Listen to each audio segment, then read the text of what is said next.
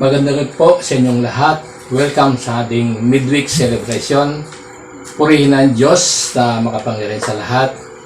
At muli na tayo po ay makakarinig ng salita ng ating Panginoon. Kaya marapat lamang na patuloy nating purihin, pasalamatan ang Diyos sa ating mga buhay, na patuloy nating naranasan ang kapayapaan mula sa Kanya. Tayo po ay manalangin. Purihin ka, aming Diyos na makapangyarihan sa lahat.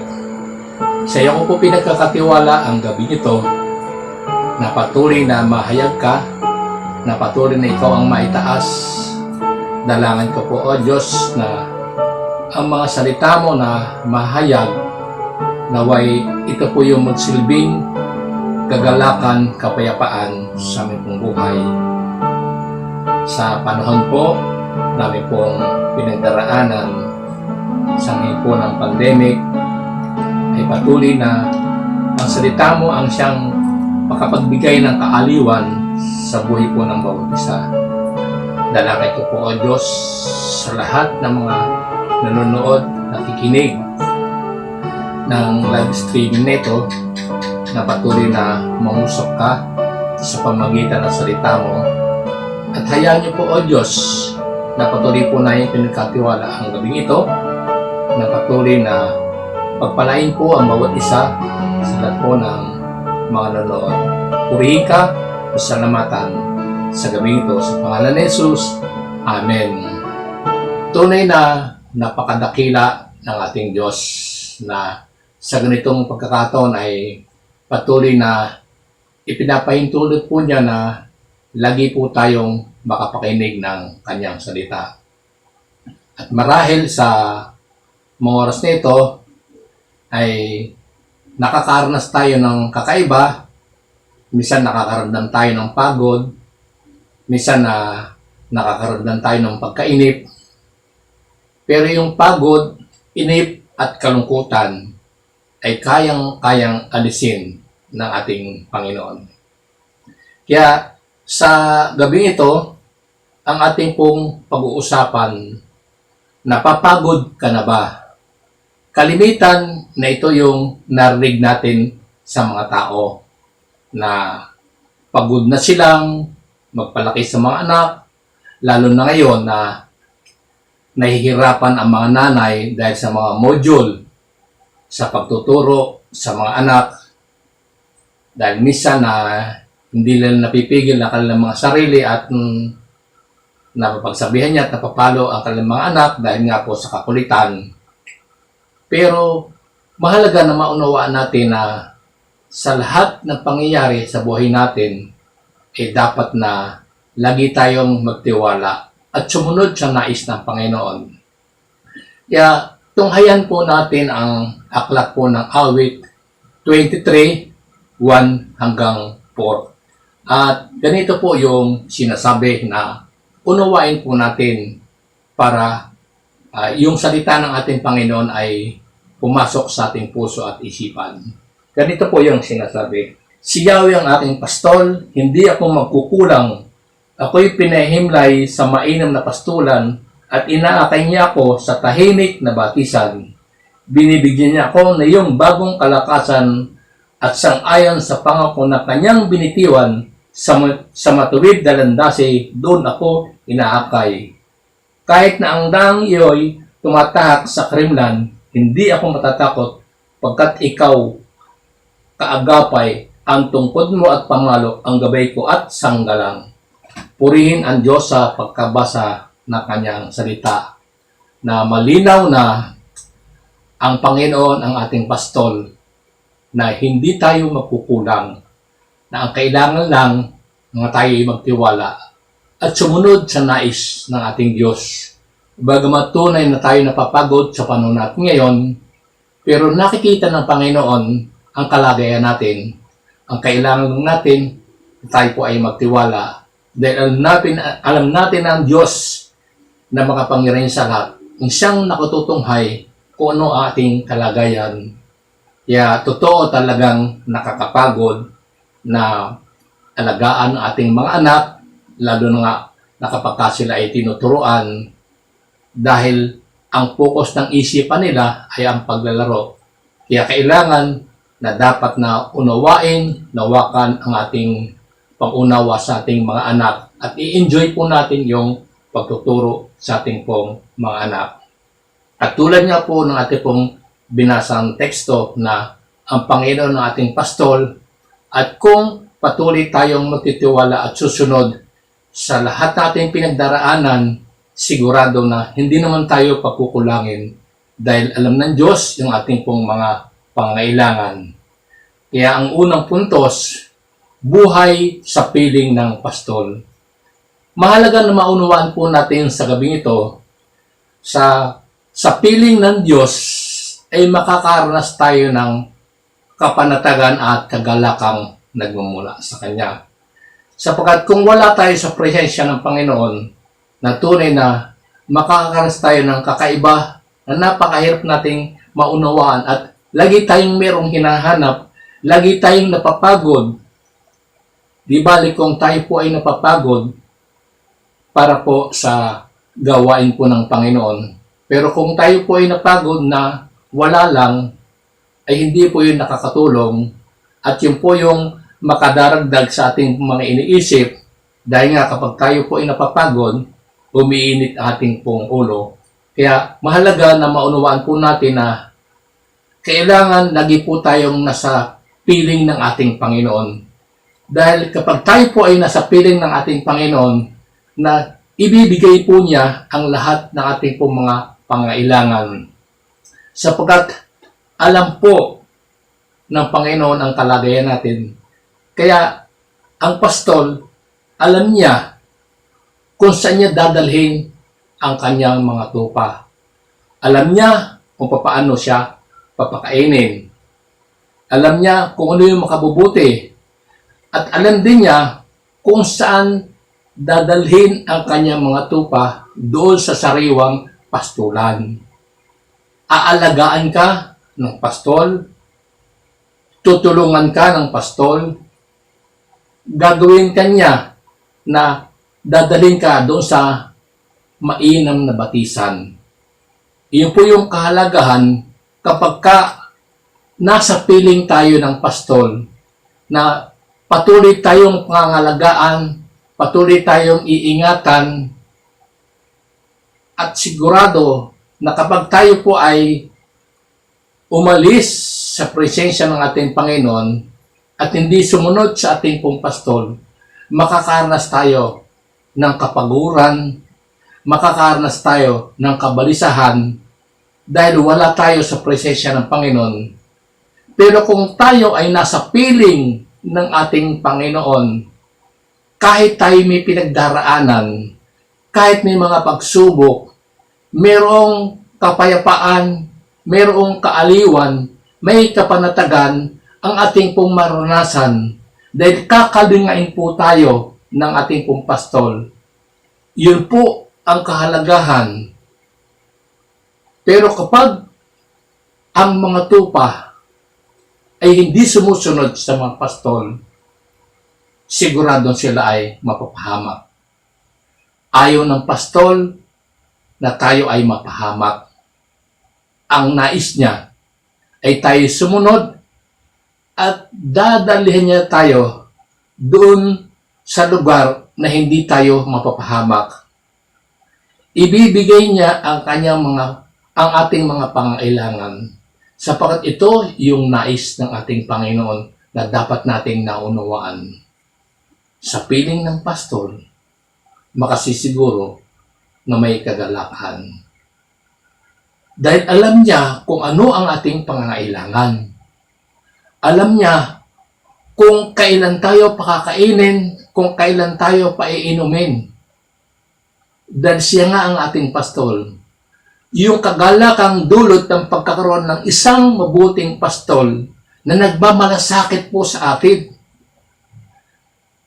Pero kung wala po tayo sa piling ng pastol, hindi po natin mararanasan ang kanyang pong malasakit. Dahil wala tayo sa piling niya. Kaya hangarin po natin. At yun ang nais ng Panginoon, na walang kakulungan kapag tayo po ay nasa piling niya. Hindi tayo magkukulang. Sapat ang ibibigay sa atin ng ating pastor. Pangako niya. Dahil ang sabi po doon sa Juan 10:11 na tunay na siya ang mabuting pastol. Ang sabi po dito, ako ang mabuting pastol, inaalay na mabuting pastol ang kanyang buhay para sa mga tupa. Purihin po ang Diyos sa pagkabasa ng kanyang salita. Inaalay niya ang kanyang buhay para sa atin. Dahil merong siyang malasakit, dahil ayaw niya tayong mapahamak. Kaya po yung nais ng Panginoon sa gabing ito, na lagi po tayo na susunod at magtitiwala sa Kanya. Sa piling po ng pastol, hindi tayo mapapahamak, hindi tayo mapapasama. Sigurado na lagi niya tayong poproteksyonan, lagi na tayong iingatan. Parang dito po sa atin sa Pilipinas, nakalimitan ang kanilang pinapastol ay mga itik. Alam ng mga pastol kung saan nila dadalhin ang kanilang mga alagang itik. Alam nila kung saan na makakakain ang kanilang mga inaalagaan. Alam nila kung saan nila paiinumin. At alam nila kung paano lalaki ang kanilang mga inaalagaan. Ganon din ang ating pastol. Ganon ang Panginoon na hindi tayo pababayan, hindi tayo pakukulangin. Sapat ang ibibigay. Hindi tayo makukulang sa anumang bagay kung ang buhay po natin ay nasa piling ng pastol. Kaya mahalaga na maunawaan natin na napakasarap sa piling ng Panginoon. May kagalakan, may kapayapaan, may kapanatagan, may kasaganaan kapag tayo po ay nasa piling ng ating pong pastor. Ikalawa, kaaliwan mula sa pastor. Ang ating pastor ay patuloy na magbibigay sa atin ng kaaliwan na kapag tayo po ay may pinagdaraanan, kung tayo po ay nagkukulang, nandyan ang ating pastor na siyang tutulong at siyang magbibigay ng ating pong mga pangailangan. Hindi kailanman nag-iisa bilang anak ng Diyos. Lagi po niya tayong sasamahan. Anuman ang ating pong pinagdaraanan, lagi ang Panginoon ay nandyan na merong siyang malasakit, tutulungan niya tayo, naintindihan na tayo, alam niya ang kalagayan natin. Ang kailangan po lang natin, sa Kanya po tayo magpapaaliw. Sa Kanya po tayo susunod. At sigurado na dadalhin po niya tayo doon sa lugar, doon sa mainam na pastulan, doon na sariwa lagi ay mga pagkain, doon sa hindi tayo mapapasama at doon sa hindi tayo mapapahamak. Kaya napapahamak ang tupa, hindi sumusunod sa mga pastol. Sa ating pastol, hindi tayo susunod, kaya tayo napapahamak. Kung patuloy tayong susunod at magtitiwala sa ating Panginoon, sigurado na lagi yung proteksyon ng Panginoon ay ating maranasan. Hindi niya tayo pababayaan. Kaya wag na natin gagawin na hindi tayo susunod dahil tayo ay mapapahamak. Ano man ang pinagdaraanan natin, kayang-kaya tayong i-restore ng ating Panginoon. Ano man ang kalagayan natin, patuloy nating mararanasan ang kaaliwang na bumula sa ating Panginoon. Ang sabi po doon sa 2 Corinthians chapter 1 verse 5 na kung papaano na sinabi po ni Apostol Pablo, ganito po yung, kung gaano karami ang tiising dinaranas namin sa pakikipag-isa kay Kristo, gayon din ang kaaliwang tinatanamo namin mula sa Kanya. Yun po yung sinabi, kung gaano karaming tiising ang kanilang naranasan, ganoon din karaming kaaliwan ang ibinibigay ng ating Panginoon. Kaya, saan pa tayo? Kundi sa ating Panginoon na siyang umaaliw, na siyang nakakaunawa, na siyang nakakakita ng kalagayan natin. Sipin mo na hindi niya tayo pinababayaan, tinutulungan tayo, inaali niya tayo. Saan pa tayo pupunta? Walang iba kundi sa ating Panginoon. Hindi natin matatagpuan ang kapayapaan, kaaliwan dito sa mundong ating ginagalawan, kundi sa Panginoon lang natin ito matatagpuan. Kaya kung patuloy tayong susunod sa ating Panginoon, patuloy po nating mararanasan ang kaaliwang nagbumula sa ating Panginoon. Kasi pangako po niya eh. Kaya po yung nais ng Panginoon na ipinaparating sa gabing ito. Hayaan po natin na siya yung kumontrol ng ating buhay. Hayaan po natin na tayo pasakop sa Kanya. Hayaan natin na ang nais ng Diyos ang dapat nating sinusunod at ginagawa. Hayaan natin na matuto tayong magtiwala at sumunod. Sigurado na hindi tayo pagkukulangin, sigurado makakaranas tayo ng kapayapaan at kapanatagan. Sa oras ng kalungkutan at tipighati, aaliwin tayo ng Kanyang makapangyarihang presensya. Pangako yan sa atin. Kaya dapat naunawaan po natin na ito yung nais ng ating Panginoon sa gabing ito. Naway mabuksan natin kaisipan kung sino ang dapat nating sinusunod. Hindi yung kagustuhan natin, hindi yung sarili natin, kundi dapat ang Panginoon ang ating pong sinusunod.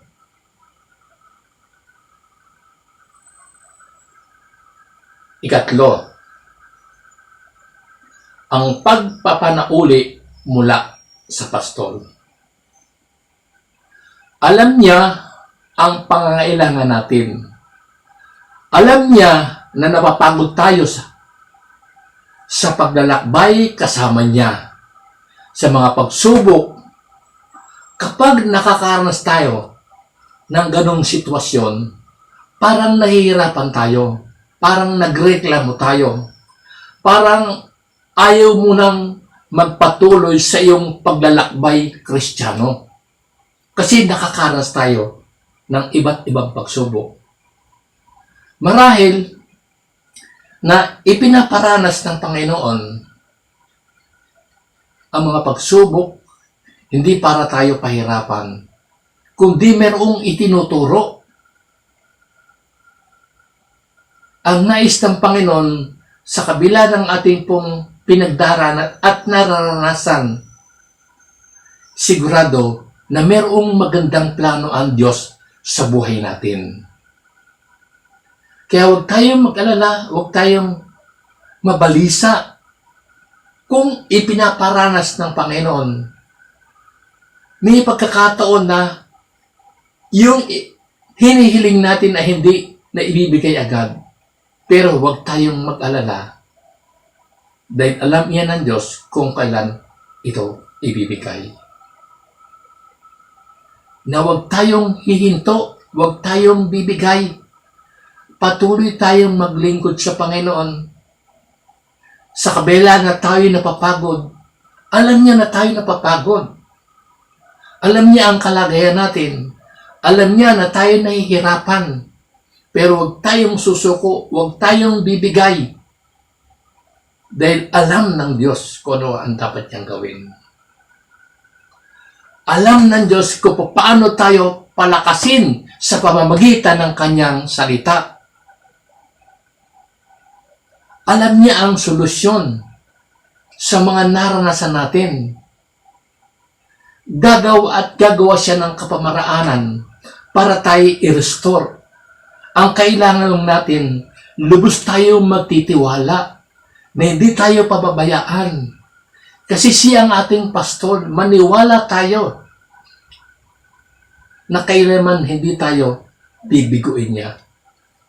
Tapat siya sa atin, dapat tayo maging tapat. Kung tayo napapagod, ipagkatiwala natin sa Panginoon. Kung tayo nahihirapan, kung tayo nalulungkot, idulog at ilapit sa Panginoon dahil laging mayroong nakahandang solusyon ang Panginoon sa bawat isa na nakakaranas ng mga kapighatian, nakakaranas ng mga pagsubok, nakakaranas ng pag-uusig.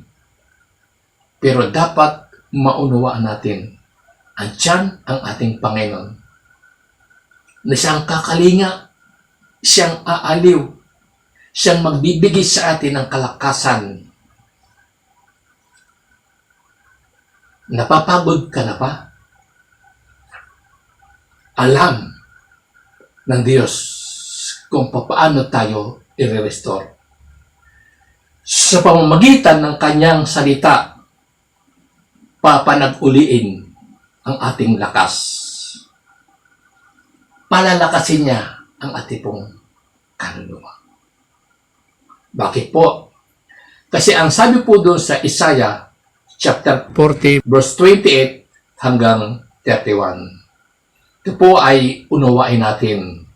Sa pamamagitan ng kanyang salita, i-restore niya tayo.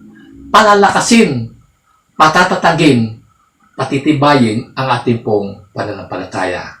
Sabi po dito, di ba niyo alam, di ba niyo talos na itong si Yahweh ang walang hanggang Diyos? Siya ang lumikha ng buong daigdig. Hindi siya napapagod, sa isipan niya ay walang makakataro. Ang mga mahinat na papagal ay pinalalakas. Kahit kabataan ay napapagod at nanglulupaypay. Ngunit ang nagtitiwala kay Yahweh ay may panibagong sigla. Ang lakas nila ay matutulad sa walang pagod na pakpak ng agila. Sila'y tatakbo ng tatakbo, ngunit di manghihina. Lalakad ng lalakad, ngunit hindi mapapagod. Purihin po ang Diyos sa pagkabasa ng kanyang salita. Na tunay sa pamamagitan ng kanyang salita, i-restore po niya tayo, palalakasin ang ating pong kaluluwa. Dahil alam niya ang kalagayan natin. Kasi Diyos siya, Diyos na makapangyarihan, na naintindihan ang kalagayan natin. Kaya kung tayo napapagod, kung tayo nahihirapan sa ministry na ating ginagalawan, sa pamamagitan ng salita ng ating Diyos, patuloy na lalakas at lalakas ang ating pong mga kaluluwa. Kaya yun po yung nais ng ating Panginoon, na patatatagin, palalakasin, na kailangan po natin ay maniwala at manalig sa kanyang salita, na kailangan po natin na ang Panginoon ay ang ating pong pastol, na kilalanin po natin na mas makapangyarihan po siya. Kaya po yung ipinaparating sa gabing ito, na huwag tayong mag-aalala kung tayo po ay napapagod, kung tayo ay nangangailangan. Lalo na ngayon, nalalapit ng Pasko. 9 days na lang. At 16 days, 2021. Kung tayo napapagod sa ating pong paglilingkod, huwag po tayong mag-alala. Hindi tayo pababayaan ng Panginoon. Sa lahat ng oras, lagi po tayong kasama ng ating Panginoon. Sa lahat ng pagkakataon, nandyan siya na siya ay nagmamalasakit.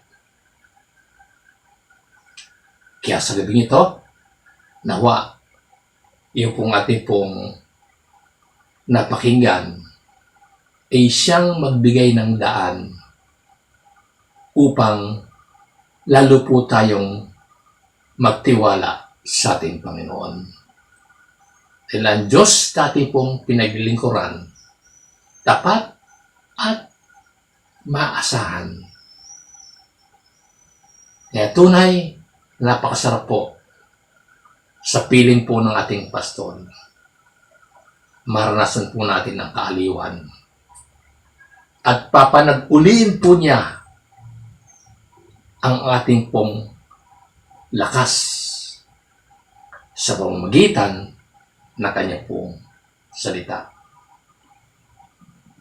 Kaya maraming pong salamat sa gabi ito.